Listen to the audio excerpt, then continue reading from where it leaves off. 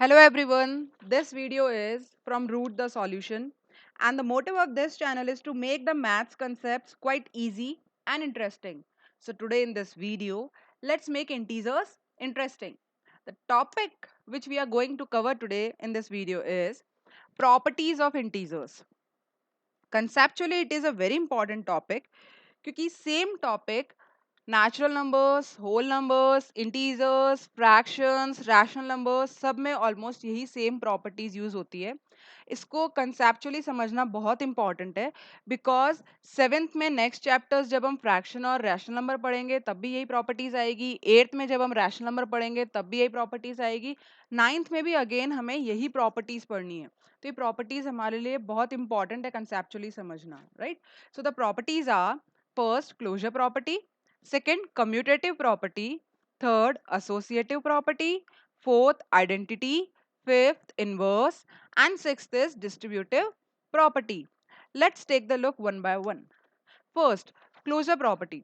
Closure property simple तरीके से हम समझें तो क्लोजर प्रॉपर्टी का मतलब होता है अगर हम कोई भी मैथ्स का operation means addition, subtraction, multiplication या डिवीजन, अगर हम किसी भी दो इंटीजर्स पे परफॉर्म करते हैं तो उसका आंसर भी एक इंटीजर होना चाहिए. कैसे?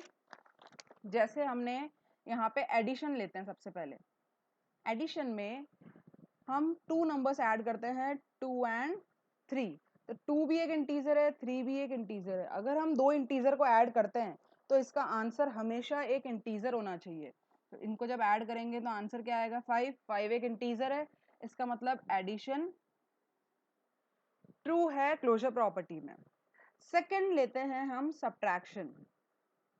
सब्ट्रैक्शन मतलब अगर हम कोई भी दो इंटीजर को सब्ट्रैक्ट करते हैं तो उसका रिजल्ट हमेशा एक इंटीजर ही होगा. जैसे हमने वापस नंबर लिए 2 और 3, हम सब्ट्रैक्ट करते हैं 2 - 3 इज -1, तो -1 वापस क्या है? एक इंटीजर है. इट मींस इसमें भी रिजल्ट क्या आ रहा है? एक इंटीजर. थर्ड लेते हैं, थर्ड ऑपरेशन मल्टीप्लिकेशन. इसमें भी हम टू इंटीजर्स को मल्टीप्लाई करते हैं. जैसे कि टू इंटीजर्स हैं 2 और 3, will multiply 2 and 3 and will get 6. 6 क्या है आपका? 6 अगेन एक इंटीजर है. So it means this property is true for multiplication also. लेकिन जो फोर्थ ऑपरेशन है हमारा डिवीजन, उसमें कई बार ये प्रॉपर्टी सही होगी, कई बार ये नहीं होगी. जैसे 2 डिवाइडेड बाय 3 करा, 2 और 3 एक इंटीजर्स है, लेकिन जब आप इसे डिवाइड करोगे तो आपको नंबर मिलेगा 0.6666. It will not and. Right. तो ये जो नंबर है ये आपका इंटीजर नहीं है. इसका मतलब डिवीजन जो है इस प्रॉपर्टी के लिए ट्रू नहीं है. केवल 3 ऑपरेशंस इस प्रॉपर्टी के लिए ट्रू हैं क्लोजर प्रॉपर्टी के लिए. वो है addition, subtraction and multiplication. Division closure property के लिए ट्रू नहीं है. Now second property which is commutative property. Commutative property का मीनिंग होता है दो इंटीजर्स को रीअरेंज करना. और जब हम उसे रीअरेंज करेंगे, किसी भी दो इंटीजर को रीअरेंज करना, इंटीजर को रीअरेंज करने के बाद उसकी वैल्यू सेम आनी चाहिए. कैसे? फर्स्ट ऑपरेशन लेते हैं एडिशन. एडिशन में हमारे पास दो नंबर हैं 2 और 3, तो हम उसे 2 को पहले लिखें और 3 को बाद में लिखें, या फिर 3 को पहले लिखें 2 को बाद में लिखें, it would be same. 2 + 3 is 5 and 3 + 2 is also 5. So this property is true for addition. Second लेते हैं हम subtraction.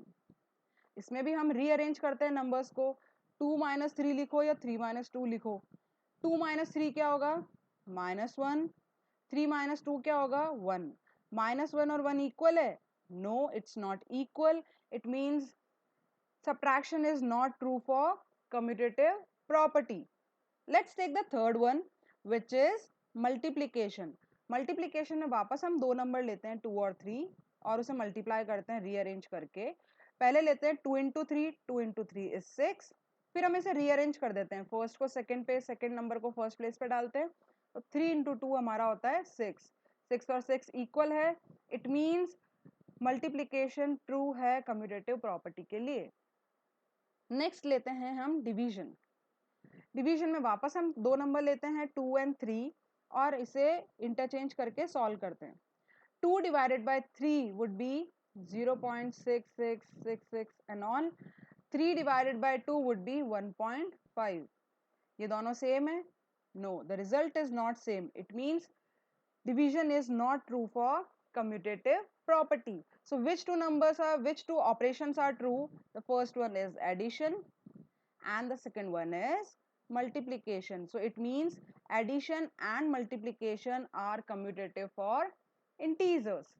Let's take a look for the third property, associative property. It's similar to commutative property. The only difference is in commutative we rearrange two numbers, in associative we arrange three numbers, right? And when we rearrange we should get the same value. Let's start from the first operation, which is addition. Let's take three numbers 2 3 4. ये तीन number हमने लिए. पहले हम first to को solve करते हैं. 2 + 3 is 5 + 4 which is 9.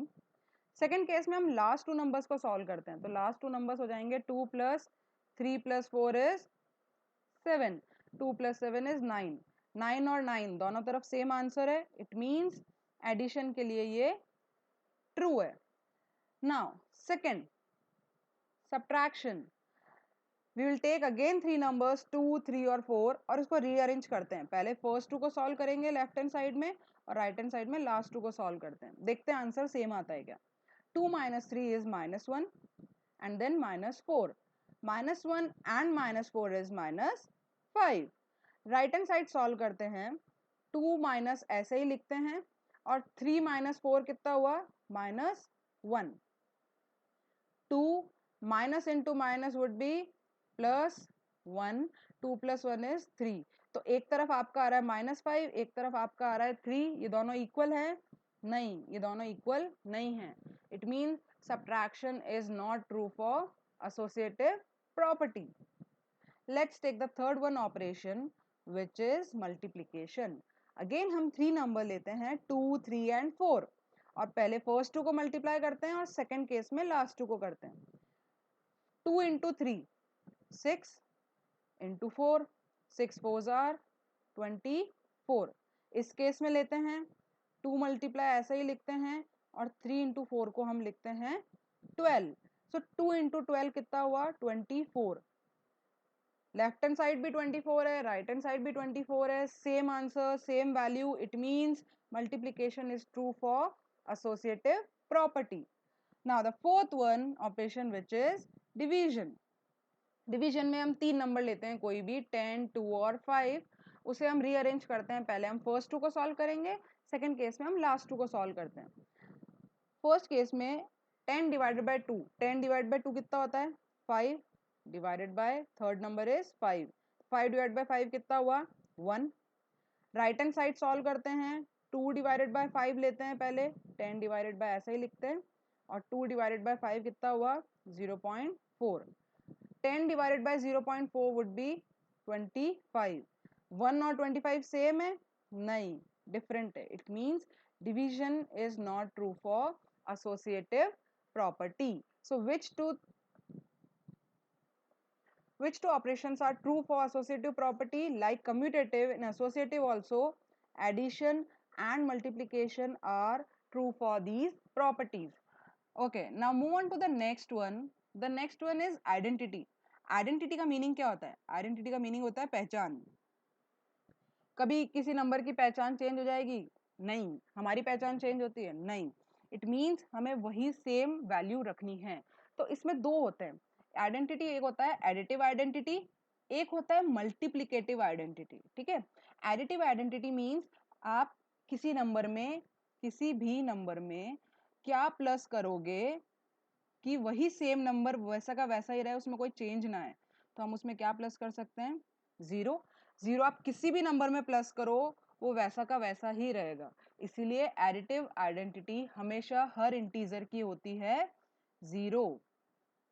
For example 3 + 0 = 3, -2 + 0 = -2. we'll always get the same number, right. तो 0 एक ऐसा नंबर है आप किसी में भी ऐड करो आपको वो सेम नंबर मिलेगा. सिमिलरली आप किसी भी नंबर में 1 मल्टीप्लाई करोगे तो भी आपको सेम नंबर मिलेगा. आप कोई भी नंबर लो, कोई भी इंटीजर लो, उसमें आप 1 को मल्टीप्लाई करोगे तो आपको सेम नंबर मिलेगा. फॉर एग्जाम्पल 3 को हमने 1 से मल्टीप्लाई किया तो भी हमें सेम नंबर मिला, कोई नेगेटिव नंबर लिया उसको भी 1 से मल्टीप्लाई किया तो भी हमें सेम नंबर मिला। तो identity means the number should not change, the identity should not change. तो इसमें दो टाइप की आइडेंटिटीज होती है, एक होती है एडिटिव आइडेंटिटी, एक होती है मल्टीप्लिकेटिव आइडेंटिटी। एडिटिव आइडेंटिटी हर इंटीजर की 0 होती है, मल्टीप्लिकेटिव आइडेंटिटी हर नंबर की 1 होती है, क्योंकि 1 से मल्टीप्लाई करने से वो नंबर वैसा का वैसा ही रहता है। इसके ऑपोजिट दूसरी हमारी जो प्रॉपर्टी है वो है इनवर्स प्रॉपर्टी। इनवर्स का मीनिंग ये होता है ऑपोजिट, राइट? तो ये भी दो तरह से होता है, एक होता है एडिटिव इनवर्स, एक होता है मल्टीप्लिकेटिव इनवर्स। एडिटिव इनवर्स में क्या करते हैं, उसका ऑपोजिट साइन लगता है। जैसे मैंने पूछा कि एडिटिव इनवर्स बताओ 5 का, तो 5 का एडिटिव इनवर्स क्या हो जाएगा, साइन चेंज कर दो, उसका ऑपोजिट नंबर -5 हो जाएगा, राइट? और अगर मैंने पूछा एडिटिव इनवर्स बताओ -12 का, तो -12 का एडिटिव इनवर्स क्या हो जाएगा, +12। we need to simply change the sign. In multiplicative inverse we used to take the reciprocal. Reciprocal क्या होता है, up down, numerator change to denominator, denominator change to numerator. For example, if I ask you that tell me the multiplicative inverse of 2, 2 के नीचे कोई denominator नहीं है, it means 2 के नीचे क्या हुआ, 1। तो इसका मल्टीप्लिकेटिव इनवर्स क्या हुआ, इसका रेसिप्रोकल, 2/1 का रेसिप्रोकल क्या होगा, 1/2। Let's take one more example, -3/4, इसका रेसिप्रोकल पूछा है, तो इसका रेसिप्रोकल क्या हो जाएगा, -4/3। Okay, now so inverse means दो तरह के इनवर्स होते हैं, एक होता है एडिटिव इनवर्स, एक होता है मल्टीप्लिकेटिव इनवर्स। एडिटिव इनवर्स में किसी भी नंबर का एडिटिव इनवर्स निकालना है मतलब उसका साइन चेंज होगा। मल्टीप्लिकेटिव इनवर्स में किसी भी इंटीजर का मल्टीप्लिकेटिव इनवर्स निकालना है, इसका मतलब उसका रेसिप्रोकल होगा। Now the next and the last property is distributive property. This property is very important. In this property there are two types of property, distributive property over addition and distributive property over subtraction, right? So addition में क्या होता है, ये bracket है, bracket के बाहर जो number होगा वो सेम नंबर ब्रैकेट के अंदर जितनी भी टर्म्स है उन सबसे मल्टीप्लाई होगा। a है बाहर कॉमन, अंदर हमारे पास दो टर्म है b और c, तो a b से भी मल्टीप्लाई होगा, राइट? देन बीच में साइन कौन सा है, एडिशन, तो एडिशन आएगा। फिर यही नंबर सेकेंड टर्म से भी मल्टीप्लाई होगा, a multiply by c। For example if it is 12 multiply bye 3 + 2, तो हम इसको कैसा लिख सकते हैं, 12 पहले 3 से मल्टीप्लाई होगा, so it would be 12 multiply bye 3, फिर कौन सा साइन है बीच में, प्लस, तो हम यहाँ लगाएंगे प्लस, फिर यही 12 सेकेंड टर्म से इनटू होगा विच इज 2, तो हम लिखेंगे 12 multiply by 2। In the same manner यही चीज सब्ट्रैक्शन में है, बस डिफरेंस यही है कि इन दोनों टर्म्स के बीच में कौन सा साइन है, सब्ट्रैक्शन, तो हम इसको बोलेंगे distributive property over subtraction. Bracket के बाहर जो कॉमन नंबर है वही फर्स्ट नंबर से इनटू होगा और वही क्या होगा, सेकेंड नंबर से भी इनटू होगा। एग्जाम्पल, सेम एग्जाम्पल लेते हैं हम, 12 मल्टीप्लाई बाय 3 - 2, पिछली बार प्लस था इस बार माइनस है, तो कैसे करेंगे, ब्रैकेट के बाहर कॉमन नंबर क्या है, 12, तो 12 3 से भी इनटू होगा, 12 multiply bye 3 subtraction 12 multiply by 2। Now the question is, ये डिस्ट्रीब्यूटिव प्रॉपर्टी हमें यूज क्यों करनी है? डिस्ट्रीब्यूटिव प्रॉपर्टी किसी भी कॉम्प्लेक्स कैलकुलेशन को इजी करने के लिए होती है। कोई बड़ा सा मल्टीप्लिकेशन है, उस मल्टीप्लिकेशन को अगर हमें इजी फॉर्म में करना है तो हम डिस्ट्रीब्यूटिव प्रॉपर्टी यूज करेंगे। कैसे? Let's take one example. अगर मैंने एक्सप्रेशन लिखा 3791 multiply by 98 plus 3791 multiply by 2। हमारे पास दो टर्म्स है, this is first term, this is second term, हम कॉमन लेते हैं, कॉमन क्या आ रहा है दोनों में, 3791 दोनों में आ रहा है, राइट। ये नंबर दोनों टर्म्स में आ रहा है, हमने कॉमन लिया।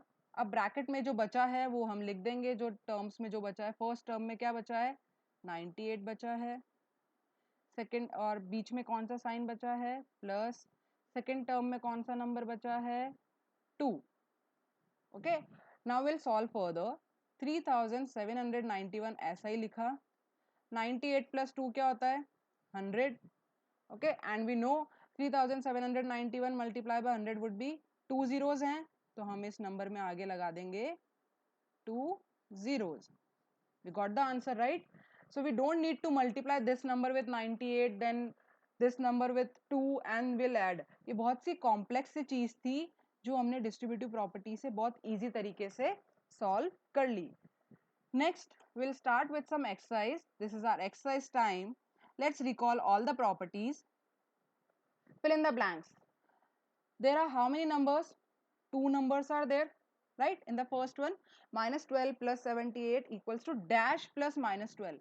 Means ये first number है, ये second number है। अब ये second number जो है यहाँ पे first number बन जाएगा और first number यहाँ पे second number बन जाएगा। तो ये दोनों number same है, इसका मतलब ये दोनों number भी क्या होंगे, same। तो इसका आंसर क्या आएगा, 78। और ये कौन सी प्रॉपर्टी हुई, दो नंबर रीअरेंज हो रहे हैं, इसका मतलब ये कौन सी प्रॉपर्टी हुई, commutative property, right. Let's move on to the second example. कितने नंबर है हमारे पास, 1 2 3, इधर भी 1 2, थर्ड नंबर ढूंढना है। सेम साइन है मल्टीप्लीकेशन का, ओके। तो यहाँ पे 851 इधर भी है, 851 इधर भी है, 122 इधर भी है, 122 इधर भी है। कौन सा नंबर मिसिंग है हमारे पास, -90, तो इधर कौन सा नंबर आएगा, -90। अब now will count the number of terms, 1 2 3। तीन टर्म्स जब आपस में रीअरेंज होती है तो उस प्रॉपर्टी को हम क्या कहते हैं, associative property. Okay, third one, -400 into 205 एक तरफ ये है, एक तरफ है -400 इंटू 200, मतलब 200 को इन्होंने 2 पार्ट्स में कर दिया है, 200 प्लस 5 में। तो -45 को एक बार इससे इंटू किया और -45 एक बार किससे इंटू होना चाहिए, सेकेंड टर्म से। तो ये 200 से इन्होंने कर दिया मल्टीप्लाई फर्स्ट टर्म से, सेकेंड टर्म क्या है हमारे पास, 5। तो ये सेकेंड टर्म हमारे पास होगी 5। और ये कौन सी प्रॉपर्टी होती है कि ब्रैकेट के बाहर जो कॉमन नंबर होता है वो सबसे मल्टीप्लाई होता है, ये होता है डिस्ट्रीब्यूटिव प्रॉपर्टी ओवर, बीच में कौन सा साइन आ रहा है, addition. So distributive property over addition. Okay, so let's take one more question. The next is true or false. True or false means you have to decide whether the answer is correct or not. First one, division is closed under integers. Closed means कौन सी property की बात कर रहे हैं, closed means हम बात कर रहे हैं क्लोजर प्रॉपर्टी, फर्स्ट प्रॉपर्टी, कि किसी भी दो इंटीजर्स को जब हम कुछ सॉल्व करते हैं तो उसका फाइनल आंसर भी इंटीजर ही होता है। डिवीजन के केस में ऐसा था, रिमेंबर हमने डिवाइड क्या किया था, 2 डिवाइड बाय 3 किया था, तो इसका आंसर क्या आया था, 0.66 डॉट डॉट डॉट डॉट। ये एक इंटीजर है, नो। डिवीजन कभी भी इंटीजर्स में क्लोजर प्रॉपर्टी में सही नहीं होता है, तो this answer is false. Second, second is additive inverse. Inverse means क्या होता है, ऑपोजिट। एडिटिव इनवर्स मींस क्या होता है, opposite sign. Additive inverse of 6 is -6, ये है +6, +6 का साइन चेंज कर दिया तो हमारा आंसर है -6। Yes, this is correct. Third, multiplicative identity. Identity means number change नहीं होना चाहिए, तो multiplicative identity, multiplicative identity means क्या मल्टीप्लाई करेंगे किसी भी नंबर में कि वो नंबर चेंज नहीं होगा। तो हम हमेशा अगर किसी भी नंबर में 1 को मल्टीप्लाई करेंगे तो वो नंबर एज इट इज रहेगा। तो हर इंटीजर की मल्टीप्लिकेटिव आइडेंटिटी होती है 1, लेकिन यहाँ हमें क्या दिया है, multiplicative identity of integers is 0। 0 होता है, no, it should be 1। So this answer is false. Now move on to the third one. This is the question. इस टाइप के क्वेश्चंस हमें आते हैं एक्सरसाइज में, आपकी टेक्स्ट बुक में। क्वेश्चन है to simplify 12 multiply by 45 using properties. You don't have to multiply 12 into 45। आपने ऐसे मल्टीप्लाई करके कर दिया कि 12 लिखा मल्टीप्लाई बाय 45 कर दिया, no, this should not be done. हमें प्रॉपर्टी यूज करनी है, क्योंकि ये मल्टीप्लिकेशन तो हमें आता है, लेकिन इससे बहुत ही कॉम्प्लेक्स होता है। जब बड़े नंबर आते हैं तो हमें बहुत टाइम लगता है। हमें उसे सिंपल बनाने के लिए हम प्रॉपर्टीज यूज करते हैं। प्रॉपर्टीज इसमें कौन सी यूज करेंगे हम? ये जो सेकंड नंबर होता है, हमेशा दो नंबर मल्टीप्लिकेशन में दिए हैं, तो जो सेकंड नंबर होगा उसका हम एक्सपेंडेड फॉर्म लेंगे। तो 12 मल्टीप्लाई आप ऐसे ही लिखोगे। 45 को हम लिख सकते हैं 40 प्लस 5, राइट। अब ब्रैकेट में हमारे पास दो टर्म्स हैं, ब्रैकेट के बाहर एक कॉमन नंबर है 12, तो हम क्या करते हैं, कॉमन नंबर को फर्स्ट टर्म से इनटू करेंगे, which would be 12 multiply bye 40। बीच में कौन सा साइन है? प्लस, तो हम लगाएंगे यहाँ प्लस। फिर हम 12 को सेकेंड टर्म से मल्टीप्लाई करते हैं, which is 5, so it would be 12 multiplied by 5. Now let's solve this. 12 multiplied by 40, 12 fours are 48 and 1 0, plus 12 fives are 60. So now we are going to add 480 and 60. So your answer would be 540. And the name of this property would be distributive property over which sign is there in between? The sign is plus, so distributive property over addition, right? These type of questions will come in your exams and all. Now this is your assignment. Find the value of this particular expression using properties, and you have to write the answer in comments. This question, this type of question usually comes in Olympiads, right? So if you can crack this question, you know how to use the properties well. Still, if you have any doubt in any of the property or any property related question, you can write in comments. I'll explain in another video. And in my next video, we are going to start with exercise 1.1 of NCERT. Okay? Have a nice day. Take care. And don't forget to like and subscribe this channel.